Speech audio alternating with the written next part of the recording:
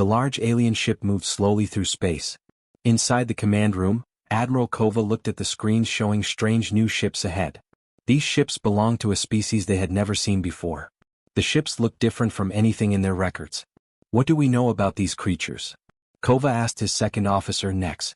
Nex touched his control panel and numbers appeared on the screen. They call themselves humans, sir. Our scans show their weapons are plasma guns and metal projectiles. Nothing special. Their ships have basic shields and armor. Kova nodded. His people, the hegemony, had conquered 43 different species across the galaxy. Each time was the same. They would scan the enemy ships, count their weapons and plan their attack. Most species surrendered quickly when they realized they could not win. Their biggest ship is sending us a message, Nex reported. Put it on screen, Kova said. A human face appeared. The creature had dark hair and calm eyes. It wore a blue uniform with gold markings. I am Captain Jaiwan of the Earth ship Aurora. We come in peace. We would like to talk. Kova studied the human's face. Most species looked afraid when they first met the hegemony. This Captain Jaiwan looked relaxed, almost friendly.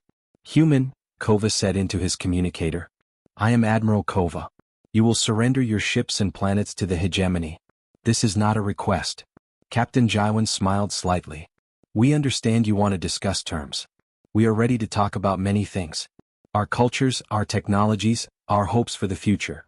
There are no discussions, Kova replied. You will obey or be destroyed. The human captain paused for a moment. We have families on our ships, Admiral. Children, teachers, artists, farmers. Surely we can find a better way than fighting. Kova was confused. Why was this human talking about families and farmers? Most species tried to sound strong and threatening. They talked about their weapons or their armies. This Captain Jaiwan sounded like he wanted to be friends. Next, how many ships do they have? Kova asked. 20 ships, sir. Our fleet has 60 ships. We are much stronger. Kova felt satisfied. This would be easy just like all the others. Human Captain, you have 1 hour to surrender. After that, we attack. Captain Jaiwan nodded slowly. I understand, Admiral. But may I ask you something? Why do you want to conquer other species? What do you gain from it? The question surprised Kova. No one had ever asked him that before. We gain their resources, their planets, their labor. This is how the strong survive. But what if working together made everyone stronger? Captain Jaiwan asked. What if cooperation brought more benefits than conquest? Kova ended the communication quickly. He did not like these strange questions. Begin attack formation, he ordered his ships. The battle started an hour later. The human ships fought well but not perfectly. Their weapons hit their targets but the hegemony had better shields. Their ships moved quickly but hegemony ships were faster. After 6 hours of fighting, 5 human ships were destroyed and 3 were captured. Another easy victory, Nex reported. We captured 200 humans alive including some of their officers. Kova felt pleased but also puzzled. During the battle, the humans had kept broadcasting messages. But these were not military orders or battle plans. Instead, they shared stories about their home planet Earth, played music and even recited poetry. Some humans talked about their children or their dreams for peace.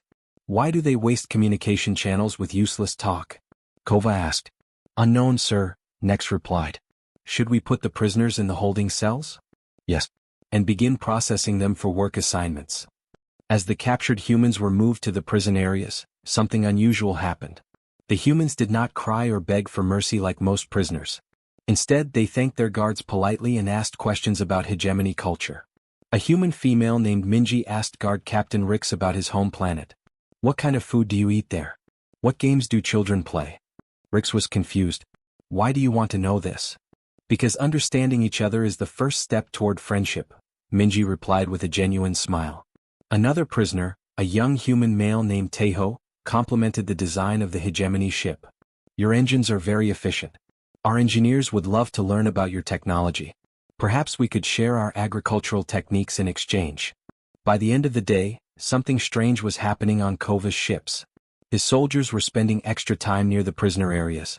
They were listening to the humans talk about art, science, family traditions, and something called democracy. Sir, reported Guard Captain Rix, the prisoners are very friendly. They seem genuinely interested in our culture. This is irrelevant, Kova said firmly. They are conquered people. Their opinions do not matter. But late that night, Kova found himself thinking about Captain Jaiwan's questions. What did the hegemony really gain from conquest? Yes, they collected resources and labor, but their empire was always fighting rebellions and managing unhappy populations. Kova dismissed these thoughts. His people had conquered the galaxy through strength and fear. These humans with their strange friendliness would learn to obey just like all the others. He did not yet understand that the humans had already begun deploying their most dangerous weapon. And it was not any technology his scanners could detect. 2 weeks had passed since the battle. Guard Captain Rix walked through the prison section of the ship, checking on the human prisoners. This should have been a simple job, but something felt different now. The humans were not acting like normal prisoners. They did not sit quietly in their cells feeling sorry for themselves. Instead, they talked constantly. They sang songs, told stories, and asked many questions about hegemony life. "Good morning, Captain Rix," called out Minji from her cell. She was a small human female with bright eyes. "How did you sleep? Did you have any dreams?" Rix stopped walking. In 40 years of guarding prisoners, no one had ever asked him about his dreams. "Why do you want to know this?" "Dreams tell us about our hopes and fears," Minji explained. "On Earth, we believe dreams connect all living beings. I dreamed about flying over a purple ocean last night." "What color are the oceans on your home world?" Without thinking, Rix answered, "Green. With silver waves when the 3 suns shine together." "That sounds beautiful," Minji said with genuine interest. "Do you miss it?" Rix felt strange. He did miss his home planet, but no one had ever asked him about it. "Sometimes," he admitted. In the next cell, a young human male named Tejo was explaining something to guard soldier Kep. Tejo had his hands out, drawing pictures in the air. "You see," Tejo was saying, "we grow food without hurting the soil. We plant different crops together. The beans help the corn grow better, and the corn helps the beans stand tall. They help each other." Kep looked confused. "But why not just take what you need? Why care about soil?" "Because if we take care of the earth takes care of us," Tejo replied. "This way our children and their children will have food too." Does the hegemony think about future generations? Kep had never considered this question. The hegemony took resources from conquered planets until nothing was left, then moved to new planets. We find new places when old ones are empty. "But what happens when all places are empty?" Tejo asked softly. Down the hall, another conversation was happening. A human female named Suyung was talking to 3 guards at once. She was explaining something called voting. "So everyone gets to choose their leaders?" asked Guard Captain Vex. "Yes," Suyung nodded. "Even people who disagree with each other? We believe different ideas make better decisions." "That sounds like chaos," said Guard Soldier Time. "How do you control people with different ideas?" Suyung laughed, but not in a mean way. "We don't control them. We listen to them. When people feel heard, they work together better. Even when they disagree, they can still respect each other." The 3 guards looked at each other. In hegemony society, disagreeing with leaders meant punishment. The idea that disagreement could be good seemed impossible. "What about the weak species?" Vex asked. "How do they survive without strong leaders telling them what to do?" "There are no weak species," Suyung said firmly. "Every species has different strengths. Some are good at building, some at thinking, some at healing. When we work together, we all become stronger." These conversations were happening all over the ship. In the cafeteria, human prisoner Donghyun was teaching hegemony soldiers Earth songs. The soldiers hummed the melodies while they worked, something they had never done before. In the engine room, human engineer Hyunwoo was helping fix a broken part while explaining human technology. "We design machines to last many years," he told Engineer Call. "We think about the people who will use them after us." "Why?" Call asked. "When it breaks, you can just take a new one." "But making new things uses resources," Hyunwoo explained. "And throwing away old things creates waste. We try to take only what we need and give back when we can." Word of these strange conversations reached Admiral Kova. He called Guard Captain Rix to his office. "What is happening in the prison section?" Kova demanded. "My reports say the guards are spending too much time with prisoners." Rix felt nervous. "The humans are different, sir. They ask questions. They seem interested in our culture." "This is not their purpose," Kova said coldly. "They are here to work, not to make friends." "Yes, sir," Rix agreed. But privately, he was thinking about Minji's question about dreams and Tejo's ideas about taking care of the soil. These thoughts had never occurred to him before. That evening, Kova walked through his ship. He noticed his soldiers talking quietly in small groups. They were discussing things he had never heard them mention before. Words like cooperation, and sustainability, and representation.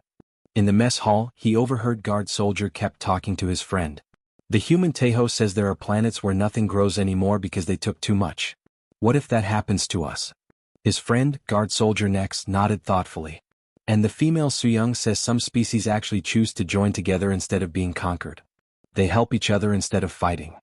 Kova felt a cold feeling in his chest. These were dangerous ideas. Ideas that questioned everything the hegemony had built. Ideas that suggested there might be better ways to live. He decided to visit the human prisoners himself. He found Captain Jaiwan sitting calmly in his cell, reading something on a small device. "What are you doing to my soldiers?" Kova demanded. Captain Jaiwan looked up with the same calm expression he had shown during their first meeting. "We are sharing our stories, Admiral. We are being ourselves. You are spreading dangerous thoughts." "We are sharing hope," Jaiwan replied. "We are showing your people that there are other ways to live. Ways that don't require fear or force." Kova stared at the human captain. He was beginning to understand that these creatures had brought something more dangerous than any weapon aboard his ship. They had brought ideas that could change everything. Admiral Kova stood in his command room reading reports from across the hegemony fleet. Each report made him more worried. The strange behavior was not staying on just his ship. It was spreading to other ships, other planets, other species. Commander Zell from Battle Group 7 sent a message. "Sir, my crew is asking unusual questions. They want to know why the Mordani people have no voice in hegemony decisions." Guard Captain Wex says the human prisoner Yunji explained something called equal representation. From Battle Group 3 came another report. The Krilleth workers in Sector 5 are requesting meetings with human prisoners. They want to learn about peaceful cooperation between different species. Kova felt his anger growing. "These humans are like a disease," he told his aide, Officer Pex. "Their ideas are infecting everything." "Should we stop the prisoner interactions, sir?" Pex asked. "Yes. No more conversations between humans and our people." But it was too late. The ideas had already begun to spread in ways Kova could not control.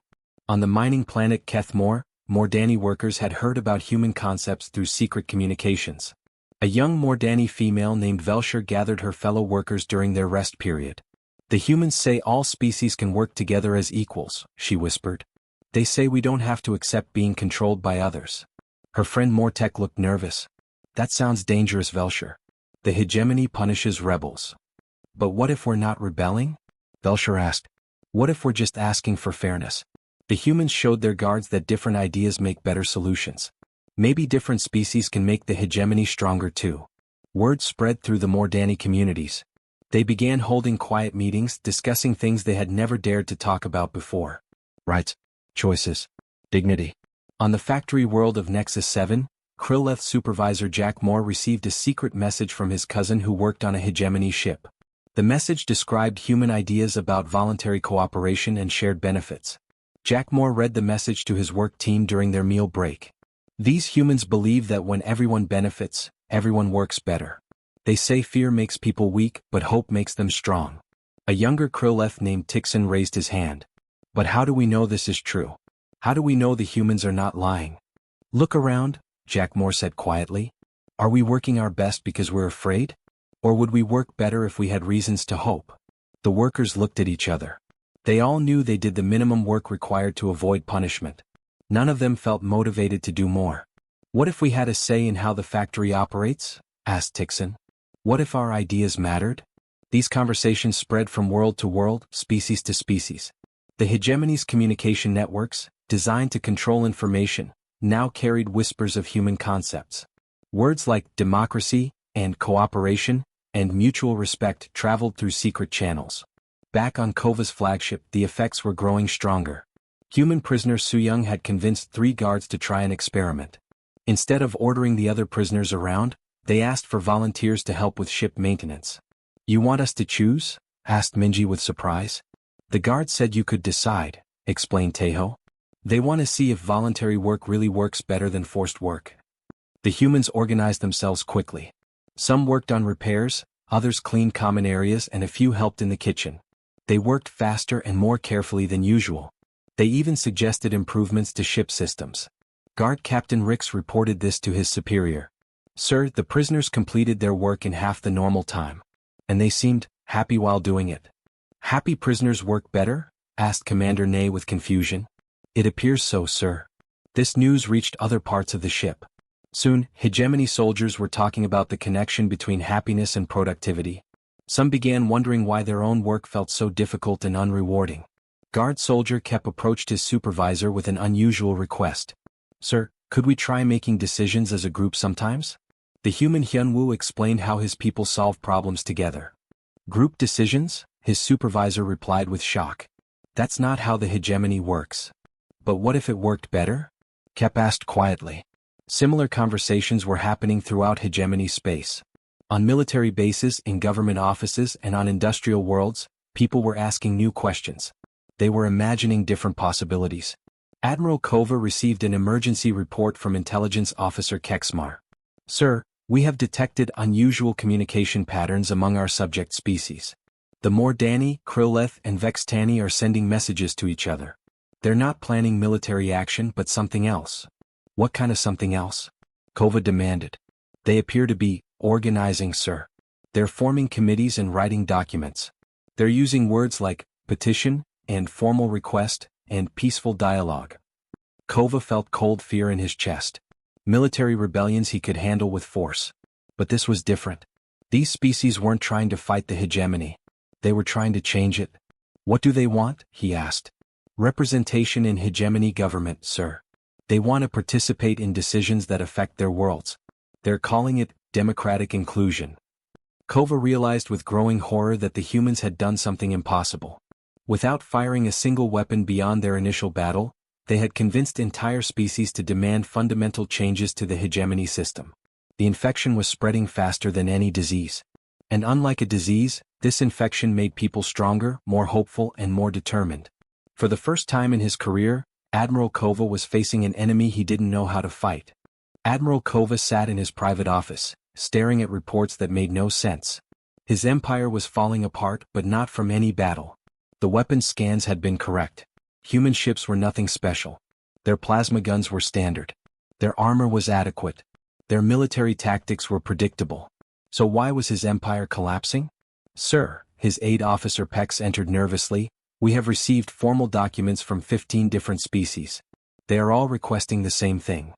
Kova took the documents and read them with growing disbelief. The Mordani Collective had written a Declaration of Rights. The Krilleth Assembly had submitted a petition for equal representation. The Vextani Council demanded participation in governmental decisions. All of these documents used words and concepts that had never existed in hegemony space before. Words like consent of the governed, and inherent dignity of all species, and democratic participation. Where did they learn these words? Kova demanded. "From the humans, sir," Pex replied quietly. "The ideas have spread through our communication networks. Even our own soldiers are asking questions about representation and fair treatment." Kova stood up and walked to his viewing screen. Outside he could see his great fleet of warships. 60 powerful vessels that had conquered countless worlds.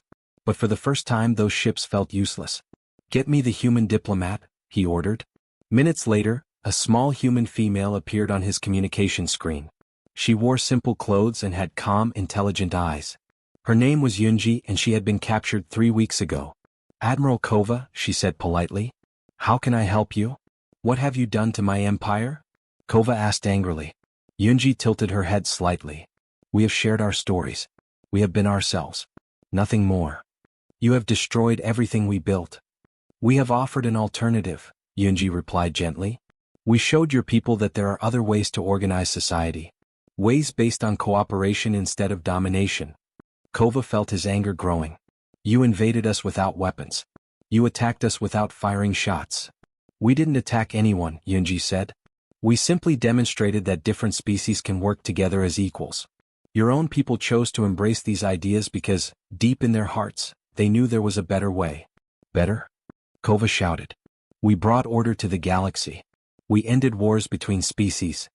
"You ended wars by conquering everyone," Yunji agreed.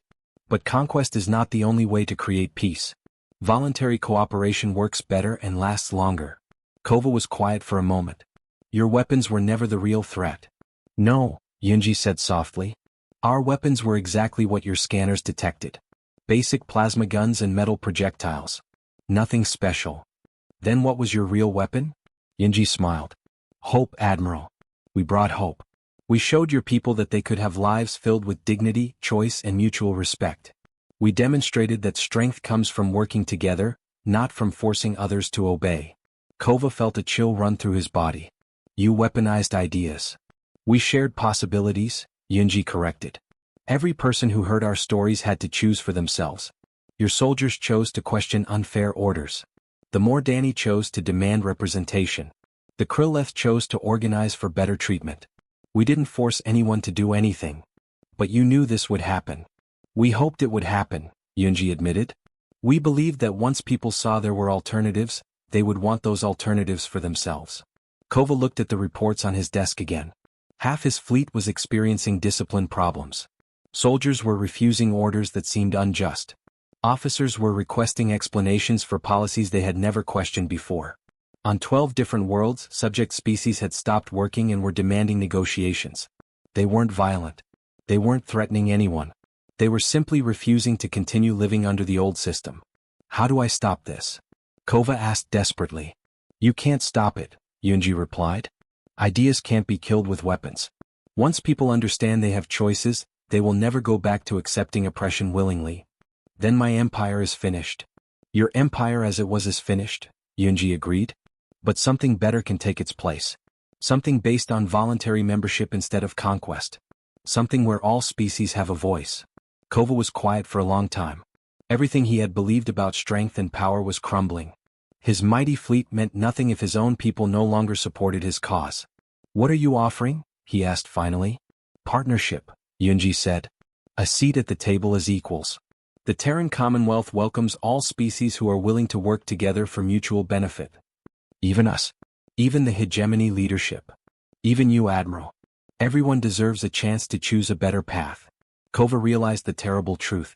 These humans had deployed the most dangerous weapon in the universe.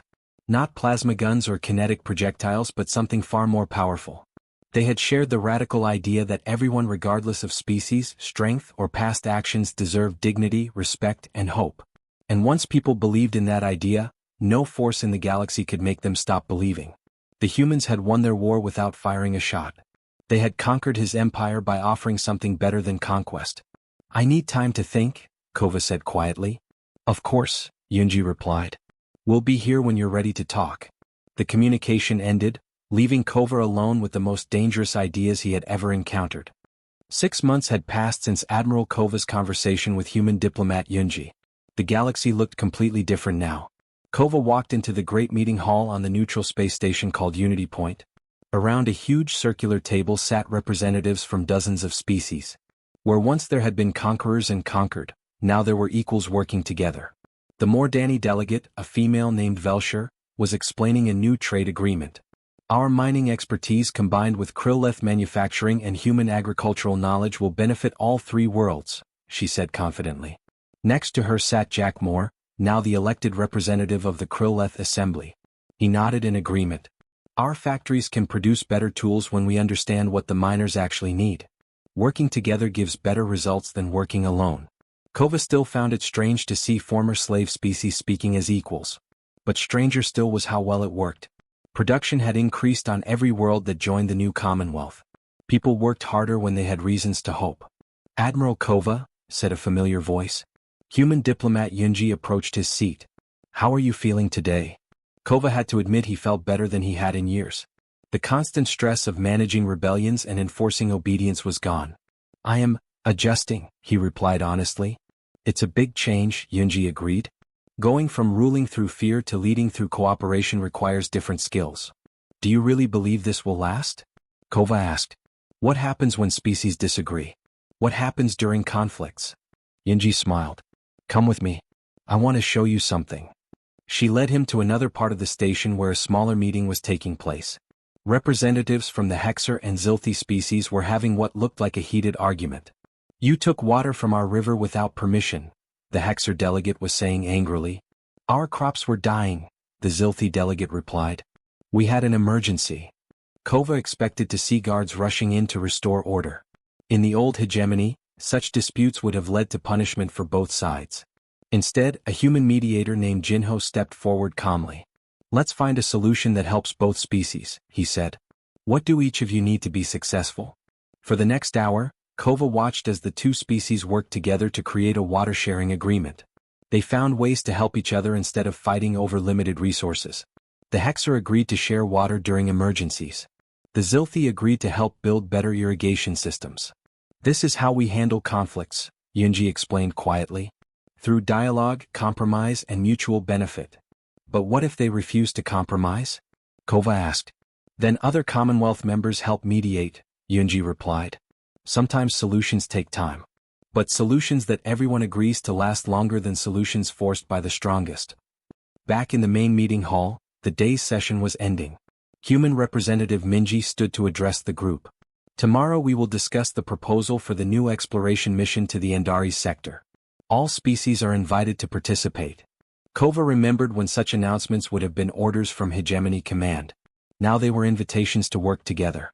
After the meeting ended, many representatives came to talk with Kova. Former enemies now treated him with respect and friendship. Velshire from the Mordani approached him. Admiral, our young people are interested in learning Hegemony military history. Not the battles but the organizational skills. Could your people teach courses at our universities? Kova was surprised. You want to learn from us? Every species has valuable knowledge, Velshire replied. Your people are excellent at logistics and coordination. These skills could help us build better communities. Similar conversations happened throughout the evening. The Krilleth wanted Hegemony engineering expertise. The Vextani were interested in Hegemony medical knowledge. Instead of taking resources by force, species were sharing knowledge willingly. Late that night, Kova sat alone in his quarters thinking about everything that had changed. His personal communicator chimed with a message from his home planet.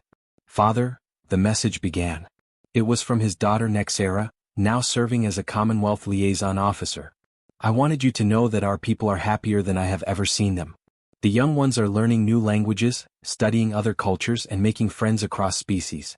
They have hope for the future. Kova smiled as he read. His daughter had embraced the new way of life completely. She ended her message with words he never expected to hear. Thank you for helping make this possible. The galaxy is a better place now. The next morning, Kova attended the Commonwealth Council meeting as the official representative of his people. On his desk was a document that had taken months to create, the Articles of Cooperation that would formalize the new alliance. Human philosopher Dong Hyun called the meeting to order. Today we make official what we have been building together. A union based on voluntary membership, mutual respect and shared benefits. One by one each species representative signed the document. When Kova's turn came, he held the signing instrument for a moment. He thought about the powerful weapons of his old fleet. He thought about the fear and obedience that had held his empire together. Then he thought about the hope in his daughter's message and the cooperation he saw every day. Kova signed his name with steady hands. The humans had been right. Their most dangerous weapon had never been their ships or guns. It was their unshakable belief that different species could work together as equals, that cooperation was stronger than domination, and that everyone deserved dignity and hope. That weapon had transformed an entire galaxy. And now Kova realized it was everyone's weapon to share.